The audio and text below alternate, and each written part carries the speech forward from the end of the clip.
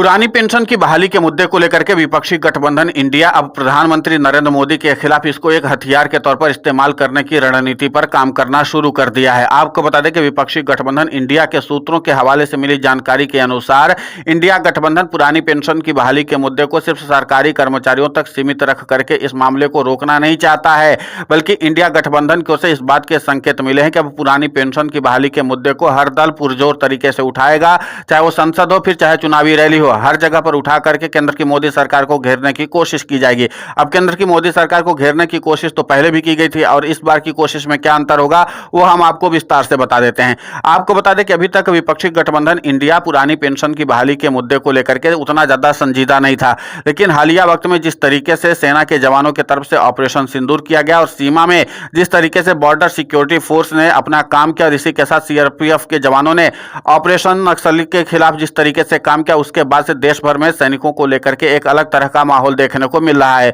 विपक्षी गठबंधन इंडिया के शीर्ष नेताओं को यह बात समझ में आ चुकी है कि अगर हम सेना के पुरानी पेंशन की बहाली के मुद्दे को लेकर के आगे बढ़ते हैं, सेना यानी सीएपीएफ के जवान, उनके मुद्दे को लेकर के हम आगे बढ़ते हैं तो जाहिर सी बात है कि बहुत बड़े वोट बैंक को साधा जा सकता है। यानी सीएपीएफ के जवान और पुरानी पेंशन की बहाली का मुद्दा अब इंडिया गठबंधन के लिए एक बड़ा हथियार के तौर पर मिल गया है और इंडिया गठबंधन अब आगामी समय में जो भी चुनाव प्रस्तावित होंगे वहां पर इस मुद्दे को पुरजोर तरीके से उठाएगा ताकि केंद्र की मोदी सरकार को बैकफुट पर लाया जा सके। आपको बता दें कि जब से ऑपरेशन सिंदूर हुआ है तब से तिरंगा यात्रा निकाल करके एनडीए और खासकर बीजेपी की ओर से लगातार इस मामले को उठाने की कोशिश की गई कि हमने ऑपरेशन सिंदूर करके पाकिस्तान को मुंहतोड़ जवाब दिया, लेकिन सीमा पर प्रहरी के रूप में बीएसएफ के जवान मौजूद थे और सीएपीएफ में आते हैं और उनकी पुरानी पेंशन को रोकने के लिए केंद्र की मोदी सरकार दिल्ली हाईकोर्ट के फैसले को चुनौती देने के लिए सीधे तौर पर सुप्रीम कोर्ट पहुंची थी और 12 हफ्ते का स्टे ले लिया था। अब इस मुद्दे को लेकर के विपक्षी गठबंधन इंडिया पुरजोर तरीके से रणनीति बनाने में जुट गया है ताकि केंद्र की मोदी सरकार को बैकफुट पर लाया जा सके।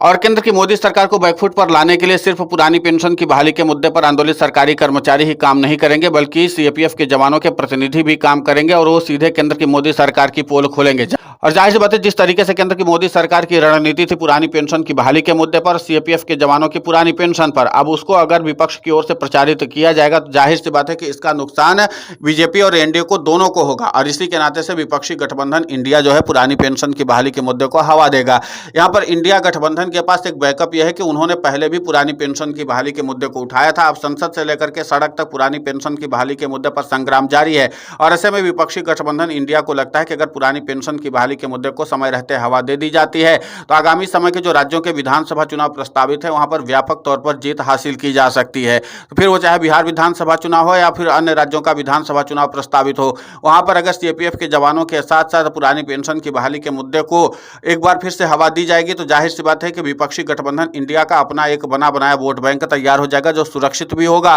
और केंद्र की मोदी सरकार को चुनौती देने वाला भी होगा। इसीलिए विपक्षी गठबंधन के शीर्ष नेता जो हैं वो लगातार पुरानी पेंशन की बहाली के मुद्दे पर मंथन चिंतन करने के लिए जुट चुके हैं। लेकिन इसके पहले माना जा रहा है कि 6 जून को राहुल गांधी पुरानी पेंशन की बहाली के मुद्दे पर आंदोलित सरकारी कर्मचारियों के प्रतिनिधियों के साथ साथ सीएपीएफ के जवानों के प्रतिनिधियों के साथ मुलाकात करके इस मामले पर रणनीति तय करेंगे। लेकिन राहुल गांधी की रणनीति सिर्फ बिहार विधानसभा चुनाव तक सीमित नहीं होगी, बल्कि आगामी समय में जो संसद का मानसून सत्र आने वाला है उसमें भी इस मामले को उठा करके राहुल गांधी माइलेज लेने की कोशिश करेंगे। क्योंकि जाहिर सी बात है कि जब राहुल गांधी जैसा कद्दावर नेता संसद में पुरानी पेंशन की बहाली के मुद्दे के साथ साथ सीएपीएफ के जवानों की पुरानी पेंशन की बहाली के मुद्दे को हवा देगा तो जाहिर सी बात है कि इसका व्यापक तौर पर असर आम जनता में भी होगा और आम जनता इससे सीधे जुड़ जाएगी और राहुल गांधी इस मुद्दे के जरिए एक अच्छा खासा माइलेज ले लेंगे बिहार के विधानसभा चुनाव में। और इसी के साथ अन्य विपक्षी दलों को भी अपने राज्य में सियासी तौर पर लाभ मिलेगा क्योंकि वो इंडिया गठबंधन के नेता है और इंडिया गठबंधन के नेता अगर पुरानी पेंशन की बहाली के मुद्दे को हवा देंगे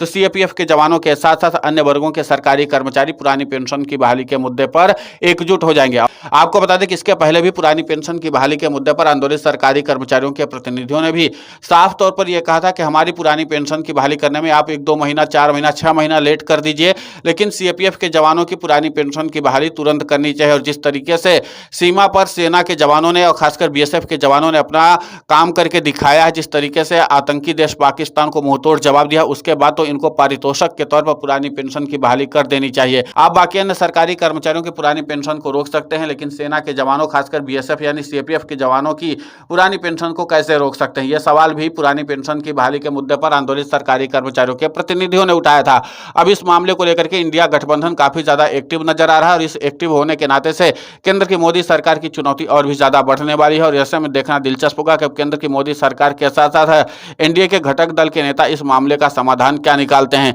लेकिन इतना तो तय है कि पुरानी पेंशन की बहाली के मुद्दे पर इंडिया गठबंधन की एंट्री ने ही अब केंद्र की मोदी सरकार की टेंशन को बढ़ा दिया है। और केंद्र की मोदी सरकार के साथ साथ एनडीए के घटक दलों के नेताओं को भी अब यह सोचना पड़ेगा कि कहीं सीएपीएफ के जवानों की पुरानी पेंशन को रोकना उनके लिए काल तो नहीं बन जाएगी। क्योंकि जाहिर सी बात है कि जब पुरानी पेंशन की बहाली के मुद्दे पर और खासकर सीएपीएफ के जवानों की पुरानी पेंशन को लेकर के ये करतूत सामने आएगी कि केंद्र की मोदी सरकार ने रोकने का पूरा प्रयास किया था, तो जाहिर सी बात है कि आम जनता की राय एक बार बदलेगी कि उन्होंने सीएपीएफ के जवानों के साथ कितना गलत किया था। और खासकर जिस तरीके से बीएसएफ ने एक बार फिर से सीमा पर अपनी चाक चौबंदी दिखा करके पाकिस्तान को मुंहतोड़ जवाब दिया, उसका भी आम जनता पर बहुत व्यापक असर है। और इसी के साथ नक्सल विरोधी अभियान में जिस तरीके से सीआरपीएफ ने अपना काम करके दिखाया, उसमें भी आम लोगों की एक अच्छी राय है कि यहाँ पर अब सीआरपीएफ हो या बीएसएफ, हर ने अच्छा काम किया है। और जाहिर बात है कि जब उनकी पुरानी पेंशन नहीं मिलेगी और उनके परिवार को जिस तरीके से लगातार मुश्किलों का सामना करना पड़ता है पुरानी पेंशन न मिलने की वजह से, उसके नाते से भी अब सरकार सवालों के घेरे में आएगी।